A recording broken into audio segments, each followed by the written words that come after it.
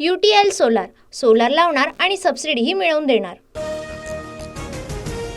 इतरांच्या वयाचा विचार करता आता मलाच बारामतीचं सगळं बघावं लागणार आहे। नाव न घेता शरद पवारांच्या वयावरून पुन्हा एकदा अजितदादांचा निशाण। मी कामाचा माणूस असल्याचं बारामतीकरांना आवाहन। शरद पवारांनी मुलासारखा पुतण्या सोडून नातवाकडे लक्ष दिल्याची अजित पवारांची टीका। पक्षफोडीचं चांगलं कर्म करणारा मुलगा काकांच्या स्मरणावर कसा काय टपलाय? जितेंद्र आव्हाडांचं अजितदादांना प्रत्युत्तर। शरद पवारांची शेवटची निवडणूक असं कुठला दुश्मन म्हणाला? सुळेंचा संतप्त सवाल। तर अजितदादांचं विधान धक्कादायक असल्याची ही प्रतिक्रिया।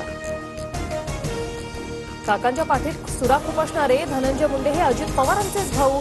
त्यांनी बहिणीलाही छळलं। जितेंद्र आव्हाडांचा धनंजय मुंडेंवर जोरदार हल्लाबोल। पक्ष निर्माण करायला अक्कल लागते पण पक्ष फोडायला अक्कल लागत नाही। पवारांची फडणवीसांवर बोचरी टीका। माझा एकच शब्द, दिलीप वळसे पाटलांना 100% पाडा। मंचरमधील सभेत शरद पवारांकडून वळसे पाटलांचं नाव न घेता नाव घेऊन पराभूत करण्याचं आवाहन। या निवडणुकीमध्ये वळसे पाटलांना 100% पराभूत करा।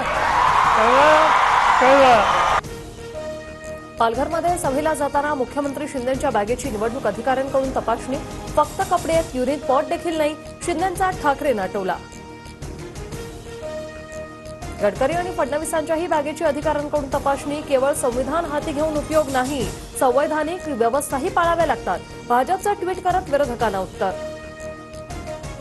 गोवा महाराष्ट्र बॉर्डरवर गाडी अडवल्यानं ठाकरे संतापले। गोव्यातून सिंधुदुर्गात प्रवेश करताना इन्सुलिन चेकपोस्टवरील प्रकार।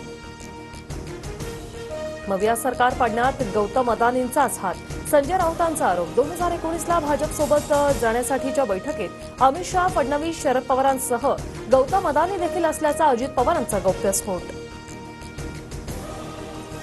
गौतम अदानींचा राजकारणाशी काडीचा संबंध नाही। विधानसभेआधी धचा मा करण्यात आला। आधी कबुली देऊन नंतर अजित पवारांचा घुमजाव।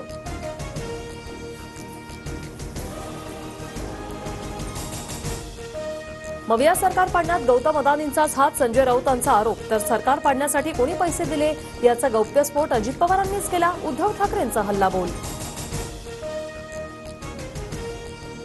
चांदीवाला आयोगाने अनिल देशमुखांना क्लीन चिट दिली नाही, त्यांचा अहवाल मविया काळातला। देवेंद्र फडणवीसांचा आरोप।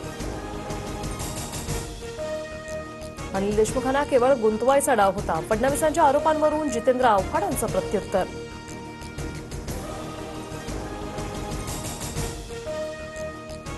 तुमची चौथी पिढी आली तरी मुस्लिम आरक्षण मिळणार नाही, अमित शहांचा राहुल गांधींवर निशाणा।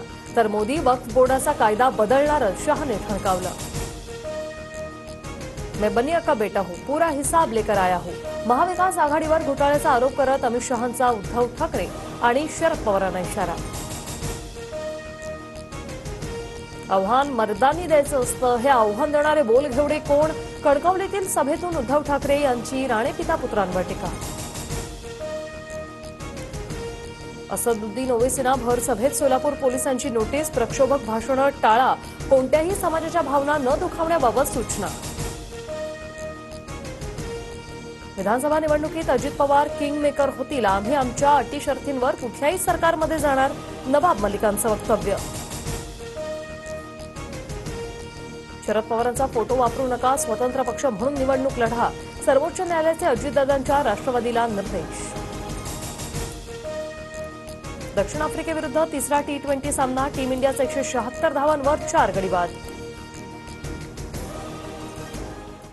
UTL सोलार लावणार आणि सबसिडीही मिळवून देणार।